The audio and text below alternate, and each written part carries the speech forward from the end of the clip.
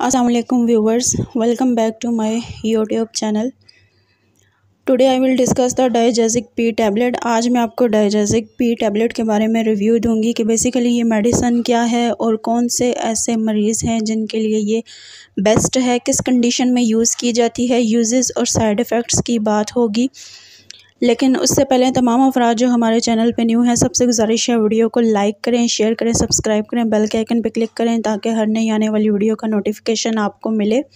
तो बात करते हैं डाइजेजिक पी टैबलेट के बारे में। ये टैबलेट बेसिकली 500 मिलीग्राम में भी होती है, 3 मिलीग्राम में भी होती है और 70 मिलीग्राम में भी ये पाई जाती है। और फॉर्मुलेशन की अगर बात करें तो इसमें पैरासीटामोल होता है, कैफीन होता है, थायराइडोज़ाइन इसमें पाया जाता है। और ये कॉम्प्लिकेट करती है या इंटरेक्शन करती है टिनिडाज़ाइन के साथ, आइसोनाज़िड और वारफारिन के साथ इसकी इंटरेक्शंस है, यानी कि सेम टू दिस मेडिसिन। और ये बेसिकली क्या है, it is use to treat mild to moderate pain, यानी आम दर्द से लेके ख़ास किस्म के दर्द तक जो भी तकलीफ़ हैं ये उनके लिए डिज़ाइन की गई है। और इसकी कंपनी की बात करें, फॉर्मेशन की बात करें तो ये विल्सन फार्मास्यूटिकल्स की प्रोडक्शन है। ये हो गया इसका इंट्रोडक्शन। अब हम बात करते हैं कि ऐसी कौन सी कंडीशन है जिसमें ये मेडिसिन यूज़ करवाई जाती है। तो इसको आप सर के दर्द में यानी हेडेक में आप इसको इस्तेमाल कर सकते हैं। उसके अलावा ऑस्टियोआर्थराइटिस ये एक कंडीशन होती है, इसमें भी आप इसको इस्तेमाल कर सकते हैं। इसमें आपकी हड्डियों के जोड़ों में जो पेन हो रहा होता है उस सूरत में भी ये मेडिसिन यूज़ करवाई जाती है। उसके अलावा बैक एक, यानी आपको अगर आपकी बैक साइड पे कोई तकलीफ़ है, रीढ़ की हड्डी में कोई मसला है, मसल्स में कोई तकलीफ़ है, तो उस कंडीशन में भी आप इसको यूज़ कर सकते हैं।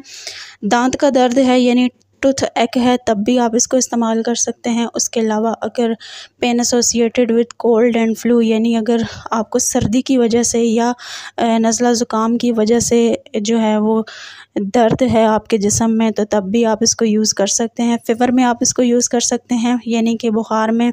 डिस्मेनोरिया ये भी एक कंडीशन है जिसमें क्या होता है कि आपको मेंसेस की वजह से जो है वो पेन हो रहा होता है, तो उस कंडीशन में भी आप इसको इस्तेमाल कर सकते हैं। उसके अलावा आप इसको जॉइंट्स पेन में इस्तेमाल कर सकते हैं, यानी जोड़ों के दर्द में।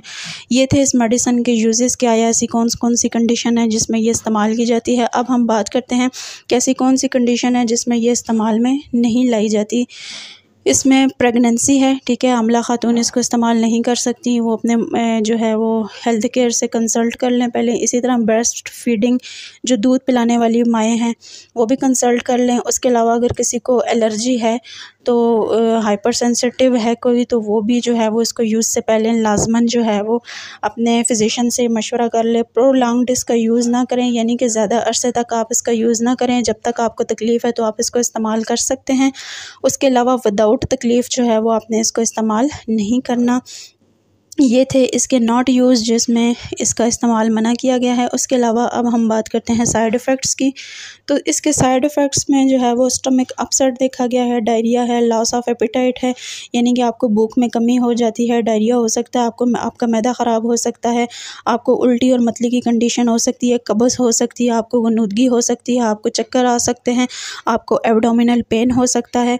और उसके अलावा जो है वो अगर कोई बंदा ज़्यादा सेंसिटिव है, उसको हाइपर सेंसिटिविटी का रिएक्शन हो सकता है, यानी कि उसकी स्किन पे जो है वो छाले नुमा बन सकते हैं, या उसकी स्किन लाल पड़ सकती है, या उसकी स्किन इवन टोन नहीं रहती। ये थे इस मेडिसिन के साइड इफ़ेक्ट। वीडियो अगर आपको पसंद आई हो तो हमारे चैनल को सब्सक्राइब करें। Thank you so much.